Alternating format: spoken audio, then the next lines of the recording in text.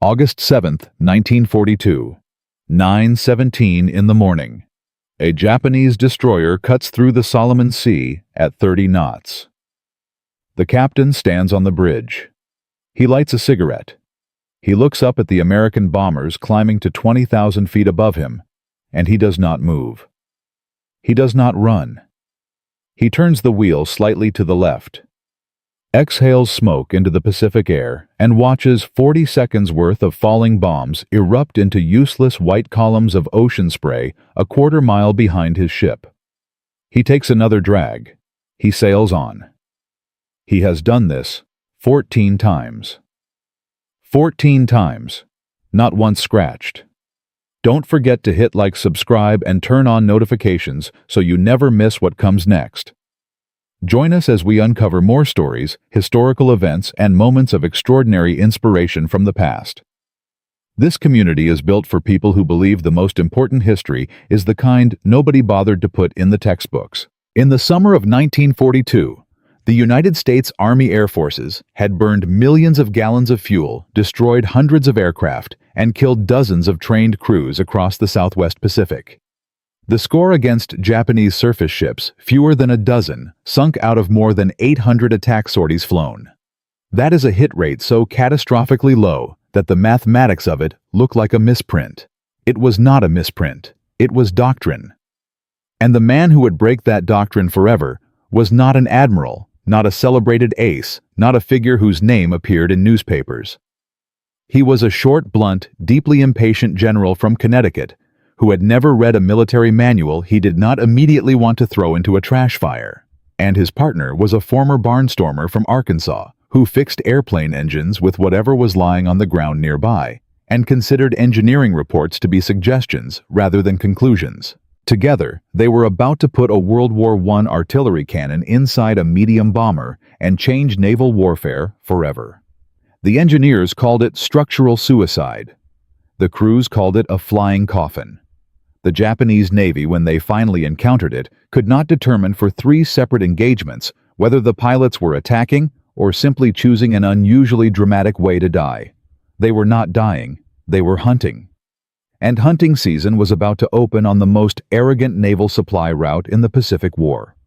To understand how desperate the situation had become by mid-1942, you need to understand what the Tokyo Express actually was. It was not a military operation in the formal sense. It was a freight service. Japanese destroyers, fast and heavily armed, ran down the slot between the Solomon Islands every night like clockwork, delivering soldiers, rice artillery, and ammunition directly to Guadalcanal, where American Marines were fighting and dying on a beach that should have been secured 2 months earlier. The destroyers moved at 30 to 35 knots. They ran at night when American air power was grounded. And when American bombers did find them in daylight, the captains simply watched the bomb bay doors open from 20,000 feet, estimated the release point using arithmetic they had drilled before the war started, and turned. The bombs always landed where the ship used to be. Always. The physics were merciless and simple. A bomb dropped from 20,000 feet takes between 35 and 40 seconds to reach sea level. A destroyer traveling at combat speed moves approximately half a mile during those 40 seconds. Japanese captains did not need radar to defeat American high-altitude bombing. They needed a watch and basic geometry. Between August and November of 1942, American bombers flew more than 800 individual sorties against Japanese surface ships in the Southwest Pacific. They sank fewer than a dozen. The Tokyo Express ran 90 successful supply missions in the same period. 1,200 Japanese soldiers and 50 tons of supplies delivered to Guadalcanal in a single week, while American air power spent its fuel and its men accomplishing nothing measurable. The Marines on the beach were eating captured Japanese rice because their own supply lines could not compete with an enemy navy that had concluded correctly that American air power from altitude was not a serious threat to anything moving faster than an anchored barge. This was the problem sitting on the desk of Major General George Churchill Kenney when he arrived in theater in August 1942 to take command of Allied air forces in the Southwest Pacific. And if the Japanese destroyer captain with his cigarette and his 14 runs represented everything the old war expected, Kenney represented everything it was about to become. George Kenney did not look like the man who would rewrite the rules of naval warfare. He was 5 feet 7 inches tall. He was compact, direct, and blunt in ways that senior officers found either enormously refreshing or professionally alarming, depending on whether they were sitting across from him or being written about in one of his reports. He had grown up the son of a Canadian immigrant, worked his way through M1T, and learned to fly during the First World War. He had spent the years between the wars as a test pilot and an aviation troubleshooter, the kind of officer you sent to problems that other men had already failed to solve. He was not elegant. He was effective. In August 1942, with the Pacific Campaign hemorrhaging men and material across an ocean that Japanese destroyers were treating like a private highway, effectiveness was the only currency that mattered. When Kenney read the bombing reports, he did not convene a committee. He did not commission a study. He read the numbers once, spent approximately 10 minutes with the physics behind the failure, and began looking for something radical enough to actually work. The insight was brutal in its simplicity. You could not hit a moving ship from high altitude because the ship moved faster than the mathematics of the approach could compensate for. The solution was to eliminate the variable. Get close enough that the time of flight became negligible. Get close enough that the ship could not complete its evasive turn before the weapon arrived. Get so close that missing became geometrically difficult rather than geometrically inevitable. This meant low altitude, wave top level, 50 feet above the ocean surface, flying directly into the teeth of every anti-aircraft gun on the ship at an altitude where even rifle-caliber fire punching through an aircraft's skin could kill everyone aboard. The bomber crews who heard this idea called it exactly what it was: suicide. And Kenney understood their logic. He also understood something they did not yet. There was a weapon sitting in supply depots and on airfield hardstands across the theater that no one had seriously considered putting inside an airplane. The M4 75mm cannon, a World War I artillery piece, a brute instrument of land warfare designed to crack concrete bunkers and punch through tank armor.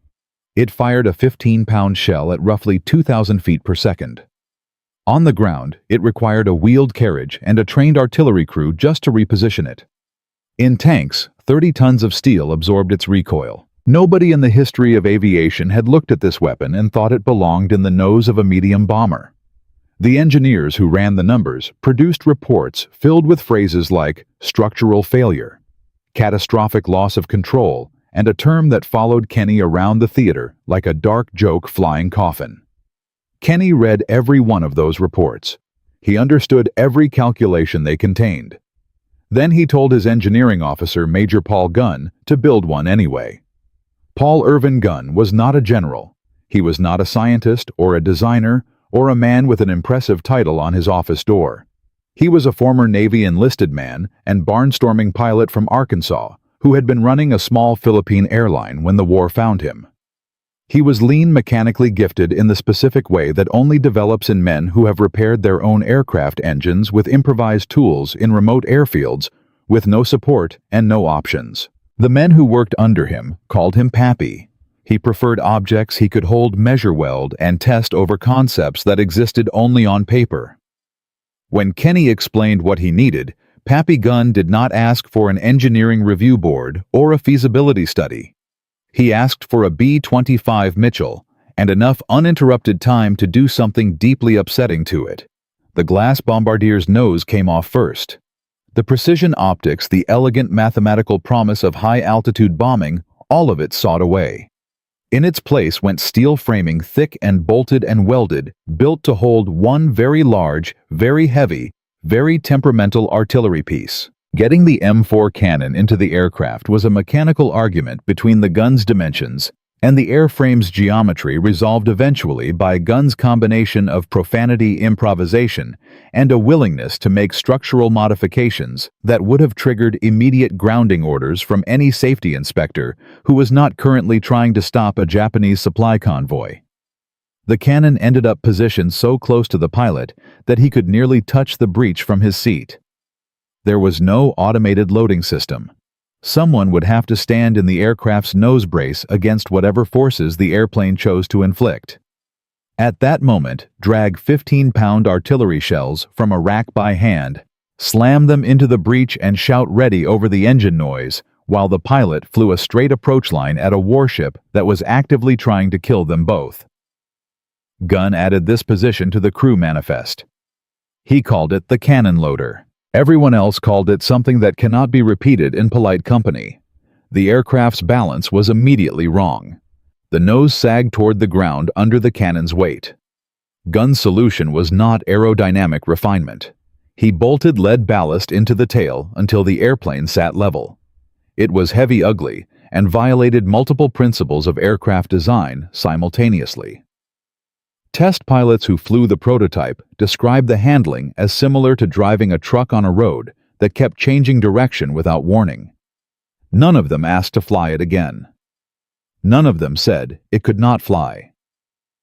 The first test firing took place over a remote coral reef, chosen specifically because if the aircraft came apart, the wreckage would fall into empty ocean. The modified B-25 used nearly the entire runway before climbing into humid Pacific air with the determination of a heavy man climbing stairs. Inside the nose, the cannon loader knelt behind the gun and pressed a 15-pound shell against his chest. The pilot lined up on the reef using a crude iron sight bolted to the dashboard. No computer, no calculation, just distance and a ring of metal and the willingness to find out if the engineers were right. He squeezed the trigger. The B-25 stopped. Not literally, but that is the only adequate description of what the recoil did to its forward momentum. Every person aboard felt the aircraft arrest itself against the violence of its own weapon. The cockpit filled with choking white smoke and burned propellant. Rivets screamed. Metal flexed in ways it was not designed to flex. Teeth rattled in skulls. Vision disappeared in the smoke. And then the smoke cleared. The wings were still attached. The engines were still running. Below them, the coral reef had a new crater. The engineers had said catastrophic failure. The airplane had said otherwise. Sometimes in war, the evidence matters more than the math. The weapon had fired. The aircraft had survived. Pappy Gunn climbed out on the hardstand and looked at the airframe and said nothing for a long moment.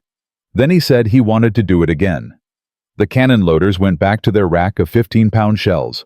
The pilots went back to their iron sights.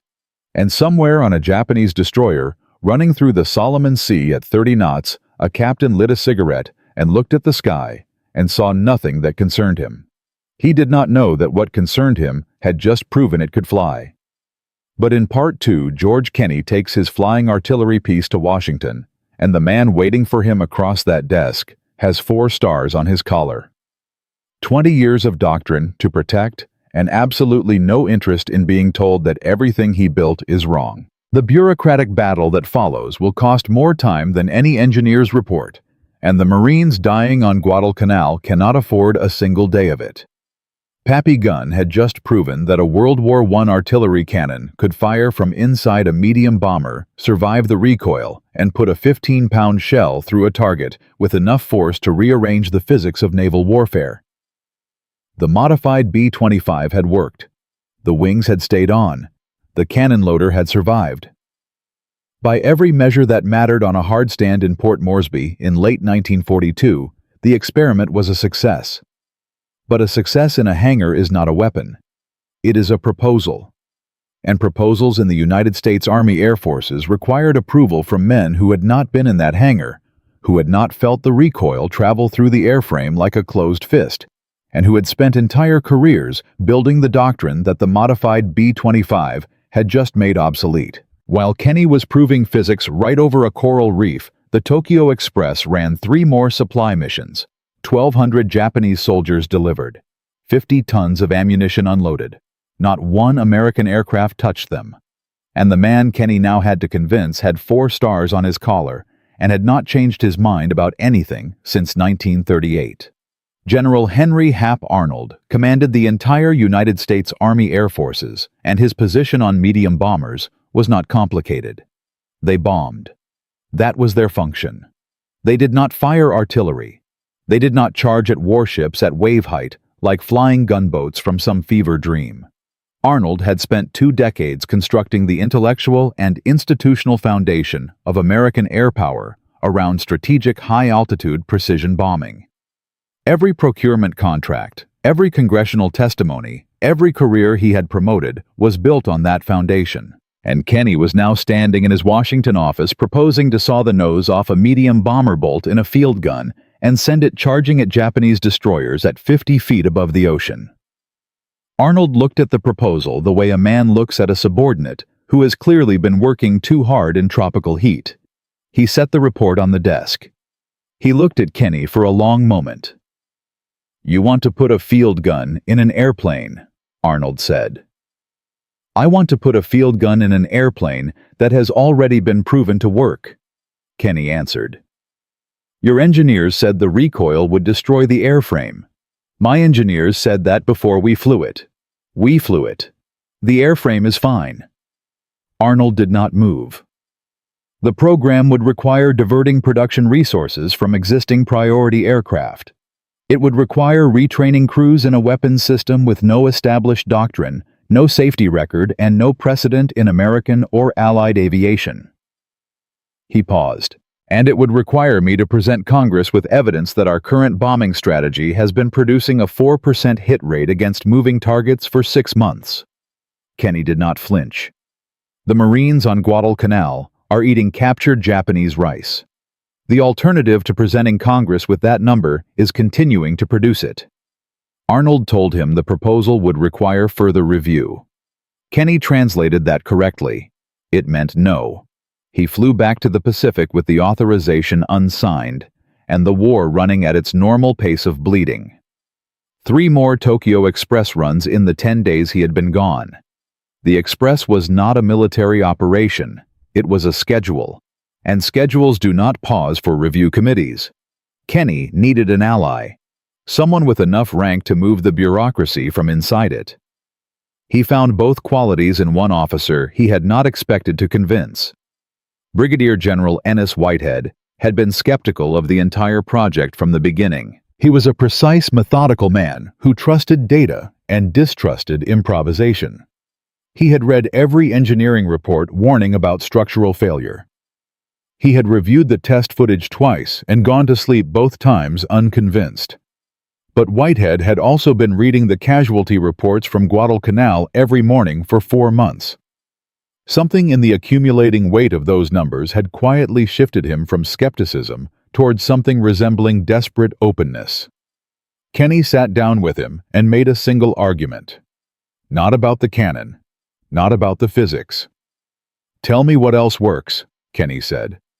"Give me one weapon we currently have that can stop a destroyer running at night. One." Whitehead could not. Neither of them spoke. Then Whitehead pulled the test footage across the desk and looked at it again. "If I authorize a formal operational demonstration," he said slowly, "in front of command observers against a realistic target with full documentation and it performs to specification, I can take that footage directly to Arnold." He paused. "One chance, Kenney. If it fails in front of witnesses, I cannot protect you from what follows." Kenney nodded. One chance was more than he had an hour ago. The demonstration was scheduled for December 1942. The target was a decommissioned ship moored off the New Guinea coast, close enough to observe from shore, far enough that an accident would not kill the observers. 3 modified B-25s would make attack runs in sequence. Command observers from 3 separate headquarters would be present, including 2 officers sent specifically by Arnold's staff to document the result. The night before, Pappy Gunn personally inspected every modification on all 3 aircraft. He checked every weld, every bolt, every shell in every rack. He slept 4 hours. He went back and checked them again. The morning of the demonstration arrived with low cloud crosswind and visibility dropping steadily. The observers gathered on the shoreline in rain gear and looked at the sky with expressions that suggested they were hoping for a technical abort. Kenney told the flight leader to take off anyway. The first B-25 came in from the north. Low, impossibly low. props cutting spray off the wave tops. From the shore, it looked like a controlled crash in slow motion. The observers who had spent careers watching aircraft went quiet. This was not the approach geometry they understood. An aircraft was supposed to climb toward altitude release and withdraw. This aircraft was not climbing toward anything. It was charging directly at the target ship, like something that had decided the distance between itself and the enemy was a problem to be eliminated rather than maintained. The cannon fired at roughly 800 yards. The recoil was visible from shore. A physical hesitation in the aircraft's forward momentum, a fraction of a second, where the machine seemed to push back against the laws of motion before the engines reasserted themselves. The shell struck the decommissioned hull with a crack that arrived at the observer's position a half-second later. Not a dent. Not surface damage. A hole punched through the hull plating detonating inside the ship's structure, producing a secondary flash visible through the portholes. The first aircraft pulled up and climbed away. The second came in before the smoke from the first impact had cleared. Same approach. Same low-charging run. Same moment of recoil. Second hit. This one struck near the waterline, and the observers could see the hull flex visibly under the impact.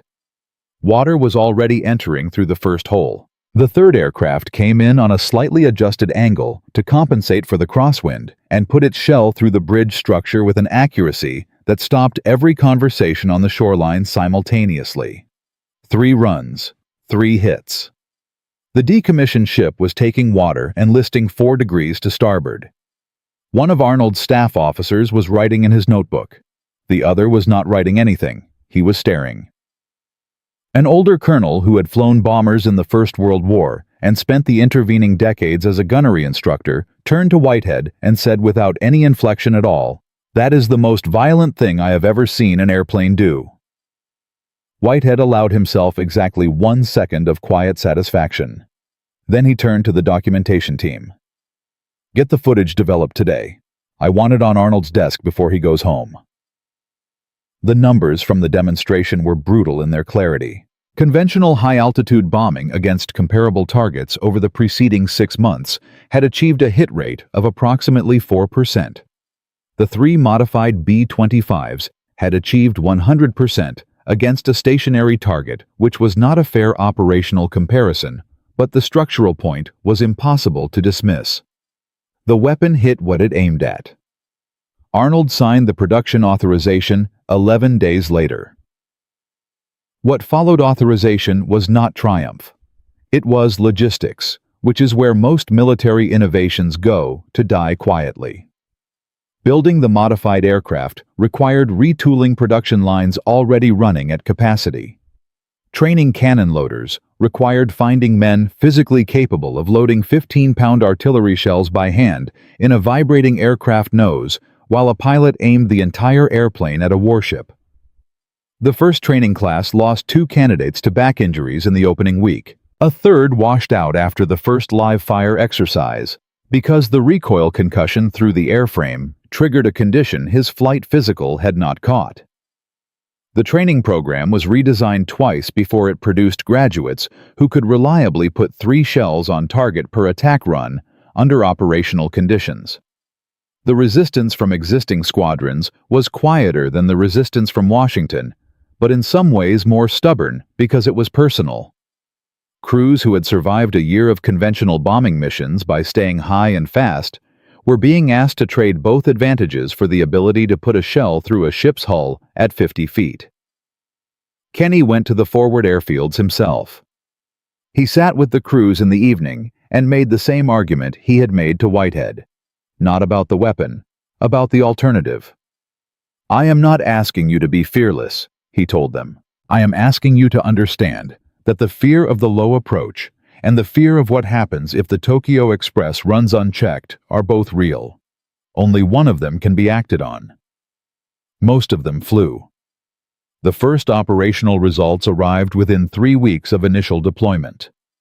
A formation of 4 modified B-25s intercepted a Japanese resupply convoy northeast of Leh in late December 1942.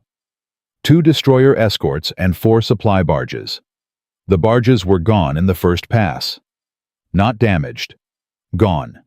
Converted from floating objects into debris fields before the crews had processed that they had been hit. One destroyer escort took a shell through the forward engine room and lost propulsion.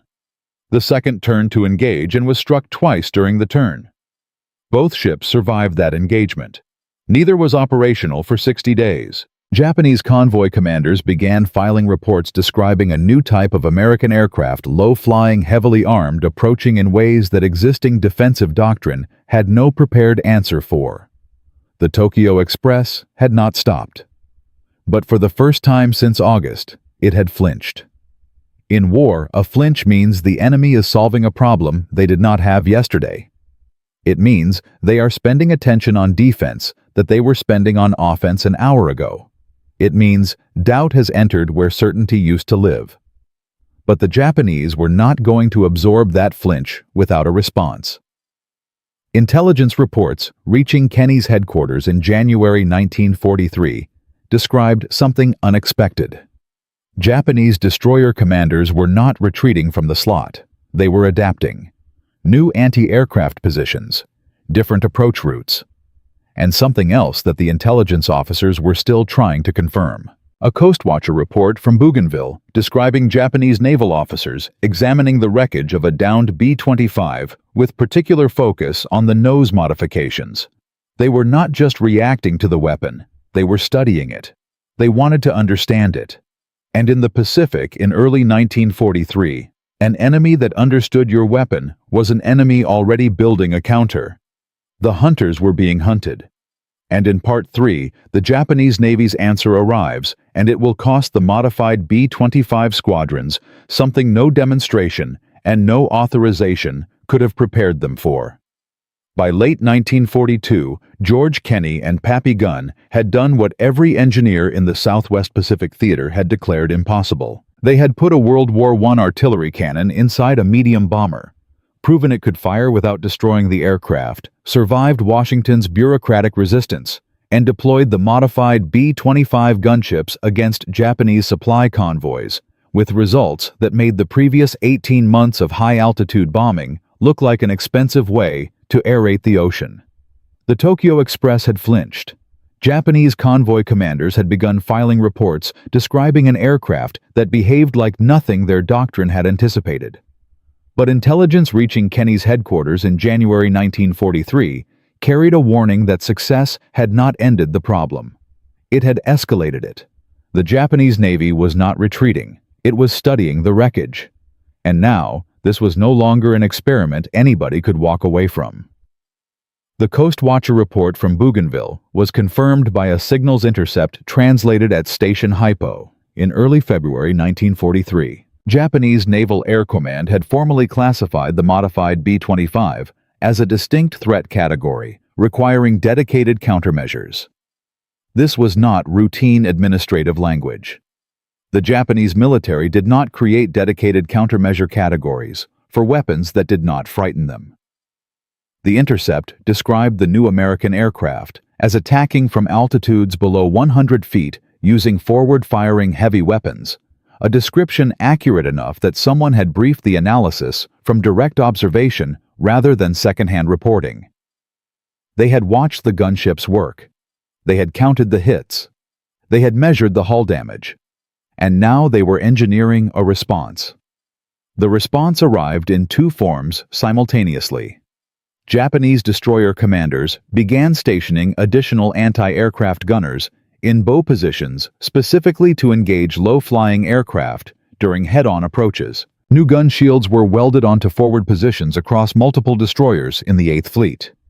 Training records captured later in the war confirmed that Japanese naval gunners were running specific drills against simulated low-level head-on attacks beginning in February 1943. They were not guessing at the threat geometry. They were solving it mathematically the same way American captains had eventually solved the torpedo approach problem. The second response was operational.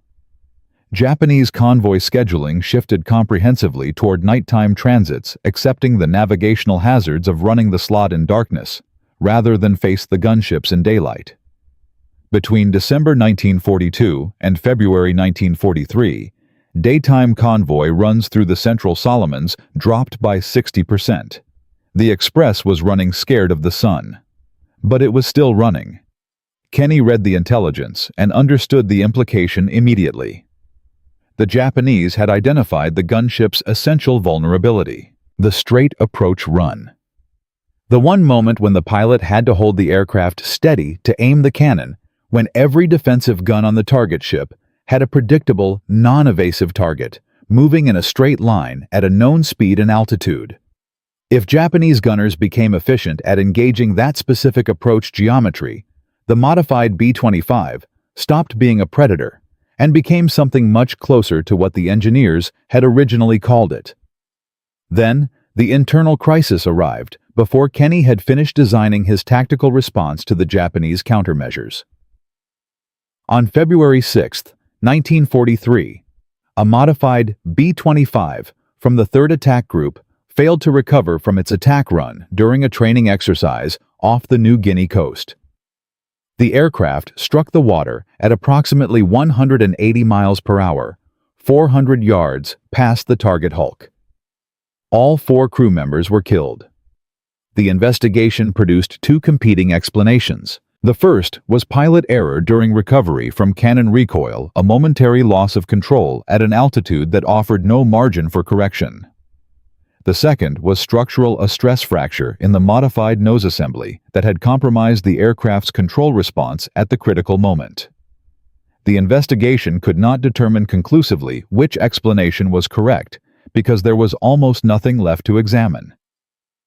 What it could determine was that 4 men were dead because of a weapon system that was not supposed to exist according to any official doctrine currently in the manual. The report reached Washington within 72 hours.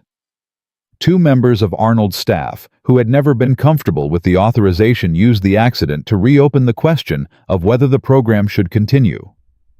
One drafted a memo arguing that the structural modifications to the B-25 nose had created fatigue failure risks the original test program had not adequately evaluated. The memo was accurate as far as it went.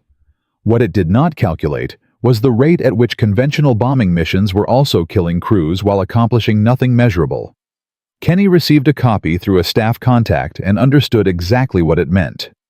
He had enemies in Washington with legitimate ammunition and a dead crew to point at.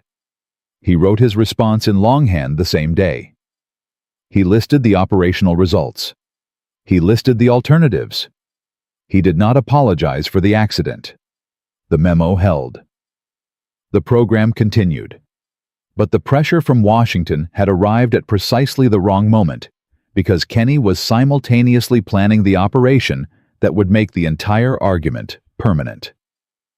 March 2nd, 1943. The Bismarck Sea. This was not a skirmish. This was the Japanese Army's full commitment to reinforcing their garrison at Lae on the New Guinea coast, the forward position that anchored their entire New Guinea strategy. 8 troop transports, 8 destroyer escorts, nearly 7,000 soldiers, 6,500 tons of supplies, artillery ammunition and equipment assembled at Rabaul, and departing on March 1st under cloud cover that Japanese planners expected would provide protection during the most dangerous phase of the transit. They were wrong about the clouds. They were catastrophically wrong about what was waiting when the clouds broke. Kenney had been preparing for exactly this convoy for 6 weeks. He had assembled every modified B-25 he could get, airborne combined them with conventional medium bombers, running skip bombing attacks, and layered the entire strike package with P-38 fighter cover specifically to suppress Japanese air defense from Lae long enough for the low-level aircraft to complete their runs. The plan was not elegant. It was coordinated violence at a scale the Pacific Theater had not yet produced. March 2nd. The convoy is spotted through a break in the clouds. B-17S hit it from altitude. Limited results. Expected. That is not the weapon that matters today. March 3rd. Dawn. The modified B-25S rolled down the strip at Dobo. Engines screaming. Heavy with fuel. Heavy with shells. The pilots have been briefed 4 times. They know the coordinates, the convoy speed, the estimated defensive armament. They know that Japanese fighter cover from Leh will arrive approximately 12 minutes after the strike begins. 12 minutes. That is the window. The convoy appears below the cloud layer. 8 transports, 8 destroyers. Perfect formation. The Japanese see the incoming aircraft and react with trained precision. Destroyers accelerate. Anti-aircraft crews man their weapons. Fighter direction officers begin transmitting. Everything is professional. Everything is correct. None of it is enough. The B-25s come in at 50 feet. Props cutting spray. Engines at full power. The approach is from 2 angles simultaneously, a tactic Kenney's planners had developed specifically to divide the defensive fire. A destroyer cannot turn into 2 separate threats at the same time. One attack axis gets a clean approach. The cannons fire.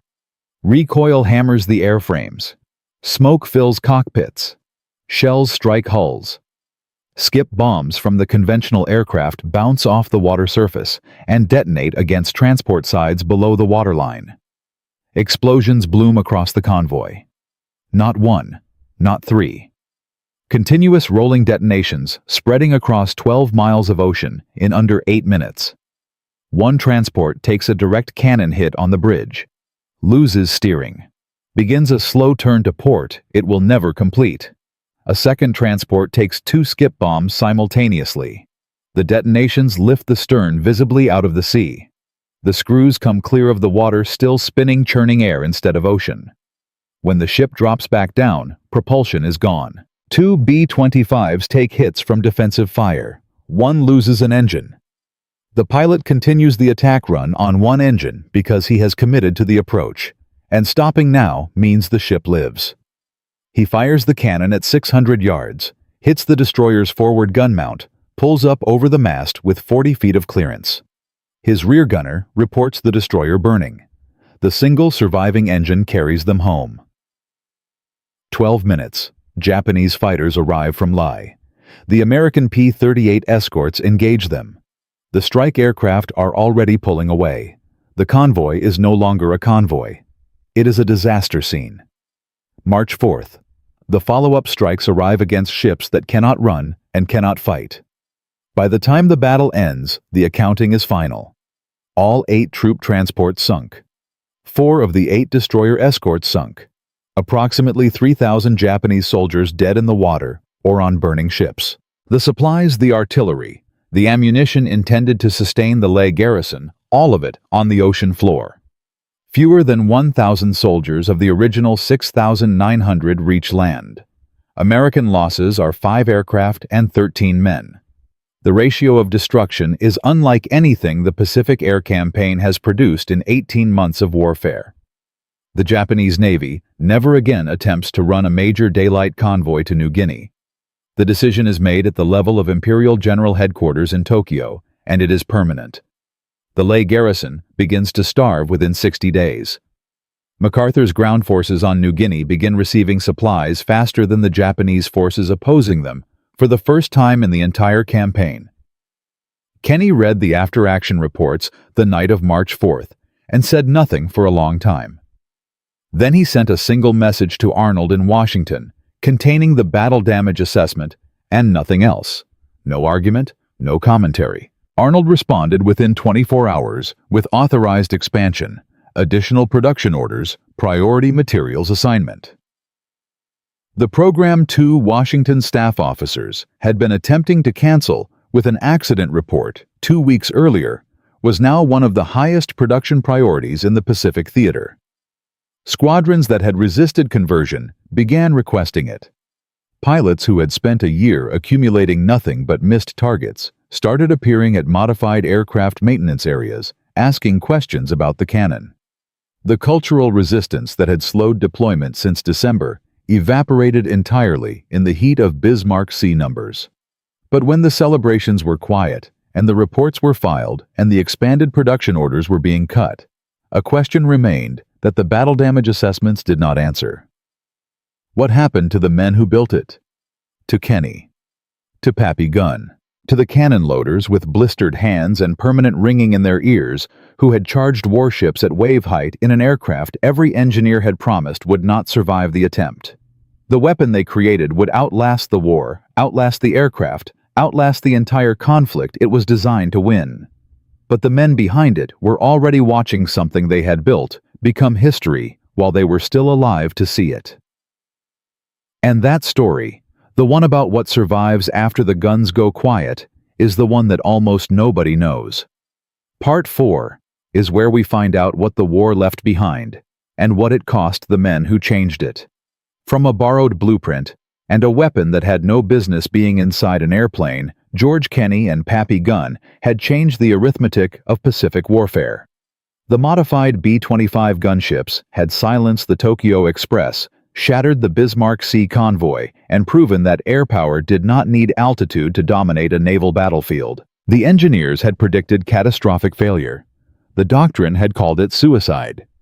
The ocean floor held the evidence of what actually happened.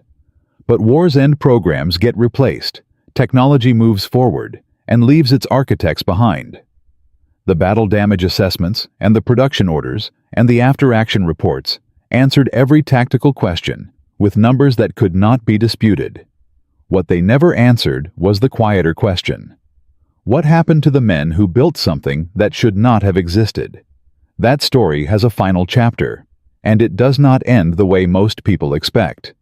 Because success in war and in institutions almost always carries a price that the celebration does not mention. George Kenney left the Pacific in 1945 with 4 stars on his collar and a reputation that sat somewhere between legend and inconvenience, depending on which general you asked. He had won his argument with the doctrine.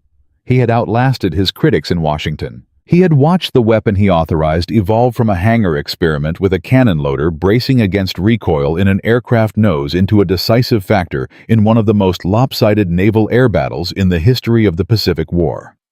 By every measure the military used to evaluate a commander, he had succeeded beyond the original scope of his assignment. MacArthur gave him credit publicly and managed it privately, which was MacArthur's particular method of acknowledging men he respected but did not wish to share a headline with. Kenney came home, gave speeches, wrote a memoir frank enough to irritate several senior officers who appeared in its pages, and spent the post-war years watching the Air Force he had helped build grow into something that sometimes struggled to remember where its most important lessons had come from. He attended reunions. He shook hands with men who had flown the approach runs and loaded the shells and carried the ringing in their ears back to civilian life. He died in 1977 at the age of 83. The obituaries mentioned Bismarck Sea. Most of them did not mention the cannon. Pappy Gunn's story cuts differently.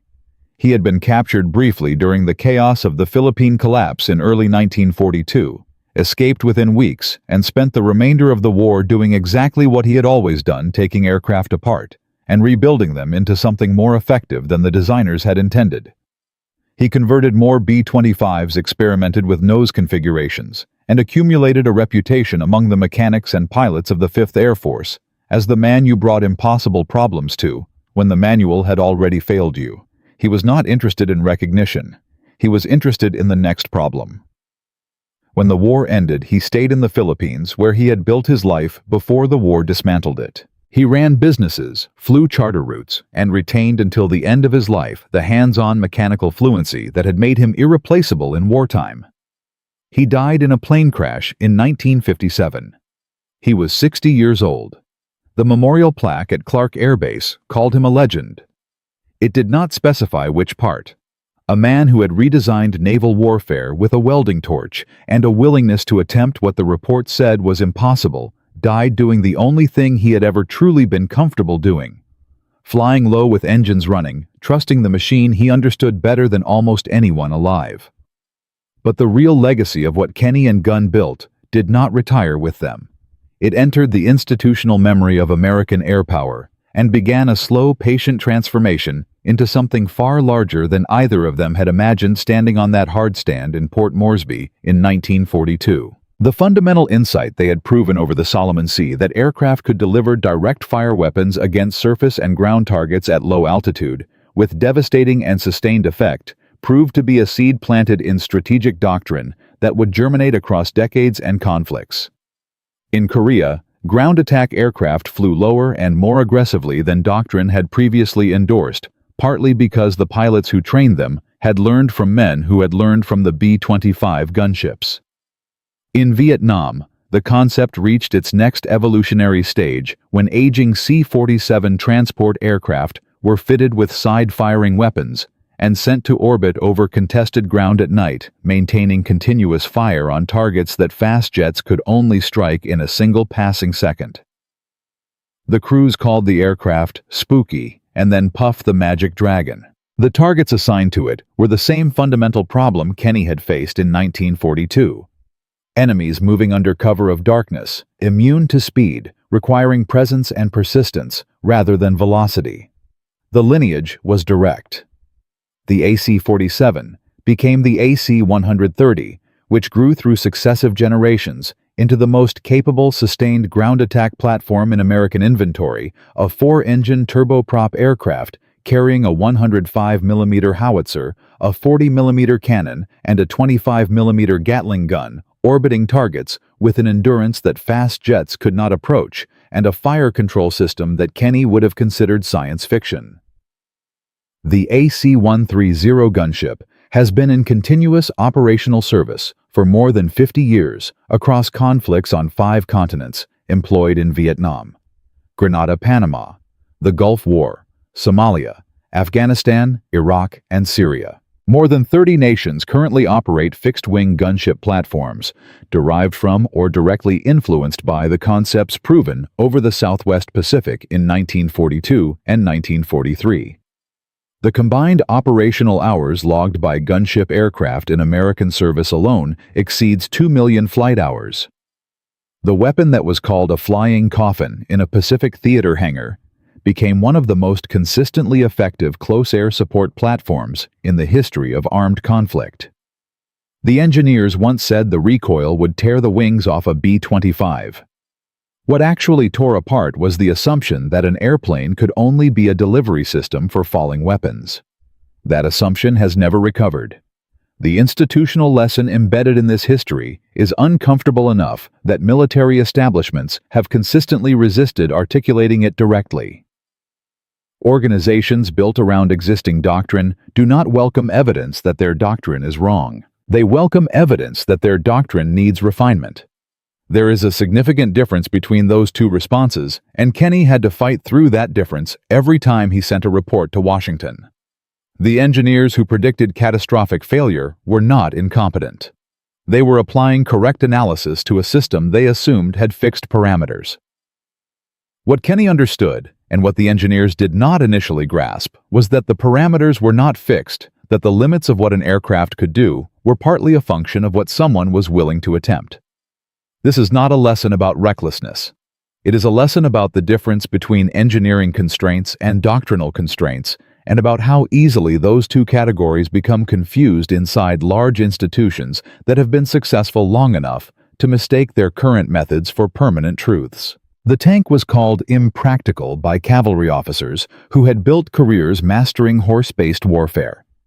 Radar was funded through improvised channels because the established air defense community did not believe electronic detection could replace trained observers. The precision-guided munition was resisted by bomber generals who had built careers on the doctrine of mass unguided attack. In each case, the innovation succeeded not because institutions embraced it, but because individuals within those institutions found ways to demonstrate it despite institutional resistance. Kenney was not unique in facing that resistance. He was notable for surviving it long enough to produce results the resistance could not dismiss. The final detail that most accounts of this story omit emerged not from a declassified American document, but from the post-war technical interrogation records of captured Japanese naval officers. Documents that spent decades in archive collections before a researcher examining procurement failures in Japanese naval strategy pulled the relevant transcripts into a journal article in the early 1990s that circulated among military historians and largely stopped there.